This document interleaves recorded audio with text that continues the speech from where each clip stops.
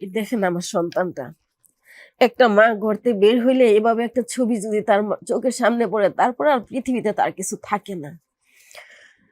আমি যখন আমার বাসা থেকে বের হই, আমি দেখি তিতুমিরের সামনে এটা, আমার বাসার সামনে এটা, সব জায়গায়। এই যে আমার নাফিসটা, 23 সালের ছবি। এই যে আমার নাফিসটাকে গুলি করা হয়েছে। আমার নাফিস বুকে গুলিটা খেয়ে চলে গেছে। এই গুলিটা প্রতি রাতে কসকস করে আমার এই বুকটাতে বিঁধে, আমার এই বুকটাতে কসকস করে বিঁধে। আমি কতদিনের আনছি সেটাও আমি জানি না। একটা খুনের জন্য যদি একটা ফাঁসি দেওয়া হয়, 1400 খুনের জন্য 1400 ফাঁসি দেওয়া উচিত। প্রায় 1.5 বছর হয়ে গেল ছেলে ছাড়া, এবং এই পুরো সময়টা আসলে কিভাবে গেল? আপনারা বিচারের কথা শুরু থেকেই বলছিলেন। আপনার সঙ্গে আমার যখন প্রথম কথা হয় তখন আপনি বলছিলেন যে বিচারটা আপনি দেখতে চান। তেমন কোনো বিচার দেখতে যাচ্ছেন কিনা, অথবা আগামী দিনটাকে আসলে আপনি কিভাবে দেখতে চান? আসলে দেখতে দেখতে 15 মাস চলে গেছে। হ্যাঁ, আজকে আমার আন্তর্জাতিকে আসছে 1400+। এতগুলা বাচ্চা, আমাদের কারো বাবা, ভাই, কারো সন্তান হারা। তো অনেকে অনেক কিছু বলে। আমি যদি আজকে, আমার তো অনেক কিছু চাওয়া, একদম নিম্ন থেকে উপরের স্তরের সবার কাছে বলি, অল্প একটু সময়ের জন্য আমাদের হারানো সন্তানগুলা এনে দেন। বেশি না, একটা দিনের জন্য আমাদের কাছে এনে দেন। শুধু একটা দিন। আমরা তো 15 মাস পাড়ি দিলাম, শুধু একটা দিনের জন্য আমাদের সামনে এনে দেন। জানি না, তো 15টা মাস কাটাইলাম সন্তান ছাড়া। একটা দিন পার করি, মনে করি একটা দিন থেকে মুক্তি পেলাম।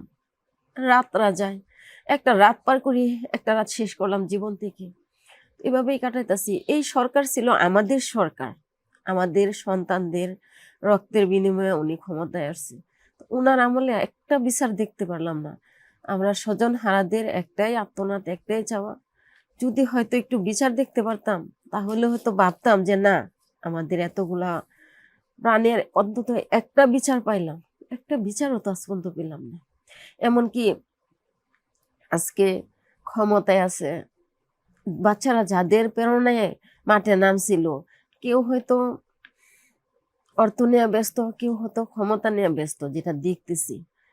তো আমরা তো সাধারণ মানুষ, আমাদের অন্য কিছু দরকার না, আমরা চাই বিচার। বিচারের জন্য শহীদ পরিবার মাঠে নামছিল। তখন আমি অনেক অসুস্থ ছিলাম। নাফিজার আব্বা আমার মানা করছিল, তুমি অসুস্থ, তুমি যেও না। আমি মানা না শুনে গেলাম। যাওয়ার পরে আমরা হয়তো যমুনার সামনে যেতেছিলাম। তো আমরা তো কোনো কিছু না, আমাদের দাবি ছিল একটা, আমরা যাব ওখানে, যে আপনার বসবো আমাদের দাবিটা নিয়ে। কিন্তু পুলিশ সামনাসামনি এসে বাধা দিতেছিল। তখন বলছিলাম যে দেখেন, আমরা তো খালি হাতে আসছি, আপনাদের সাথে আমাদের কিচ্ছু না, তো আপনারা আমাদেরকে কেন আটকাচ্ছেন? ওরা এইভাবে লাঠি দিয়ে আটকাইতেছে, এভাবে আটকাবেন না। আমরা বসবো, আমরা মুখে বলবো, আমরা আপনাদের কোনো ক্ষতি করবো না, আপনাদের সাথে আমাদের শত্রুতা নাই, আপনারা আমাদেরকে আটকাবেন না। উনা করলো কি দেখেন, এখনো পুলিশ এক শহীদের মার পেটে লাথি মারল, বাজে ভাষায় একটা গালি দিল, শহীদ পরিবারে বাজে ভাষায় একটা গালি দিল, এক শহীদের মার পেটে লাথি দিল। এমনকি আমার এমন জোরে একটা ধাক্কা দিছে, তো আমি সাথে সাথে দুইটা হাত দিয়ে করেও আমার মাজাটা, আমি হয়তো সন্তান হারা ব্যথাটা যেরকম বয়ে বেড়াবো, এখন অনবরত আমার মাজাটা ব্যথা করে। আমি কিন্তু এত বড় লোক নয় যে আমি বাহিরে যাই চিকিৎসা করে আসবো। আমার মাজাটা অনবরত, আমার মাজাটা আঁতু ব্যথা। তো দেখেন আমার সন্তানটা, একটা মা ঘর থেকে বের হইলে এভাবে একটা ছবি যদি তার চোখের সামনে পড়ে, তারপর আর পৃথিবীতে তার কিছু থাকে না। আমি যখন আমার বাসা থেকে বের হই, আমি দেখি তিতুমিরের সামনে এটা, আমার বাসার সামনে এটা, সব জায়গায়। এই যে আমার নাফিসটা, 23 সালের ছবি। এই যে আমার নাফিসটাকে গুলি করা হয়েছে। তো এই সরকার ক্ষমতায়, আমার নাফিজে, উনি আসার পরে হয়তো আমার নাফিজা আসছে বা ছোট ছিল। আমার নাফিজা উনারিয়া দেখে বড় হয়েছে। কবে যাব আন্দোলনের সাথে এভাবে সম্পৃক্ত হয়ে গেছে আমি বুঝতেও পারি নাই।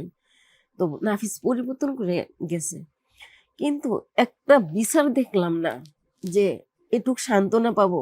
অন্তত একটা বিচার পাইছি। আজকে 1400 শহীদ, 26,000 আহত, এতগুলা প্রাণের বিনিময়ে আজকে বিচারে কোনো কিছু দেখতেছি না।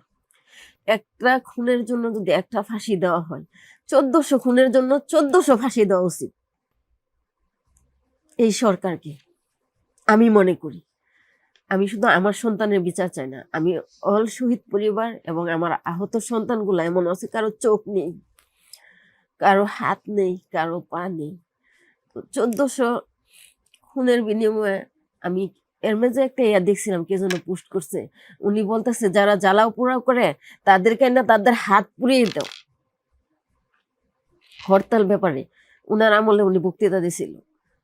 আমাদের কি করা উচিত? তো আমাদের সরকারও এই সরকার ছিল আমাদের সরকার, আমি জানি না, আমি একটা বিচারে কিছু দেখলাম না, পাইলাম না। জি। তো আমার নাফিস বুকে গুলিটা খেয়ে চলে গেছে, এই গুলিটা প্রতি রাতে কসকস করে আমার এই বুকটাতে বিঁধে, আমার এই বুকটাতে কসকস করে বিঁধে। আমি কতদিনে আনছি সেটাও আমি জানি না।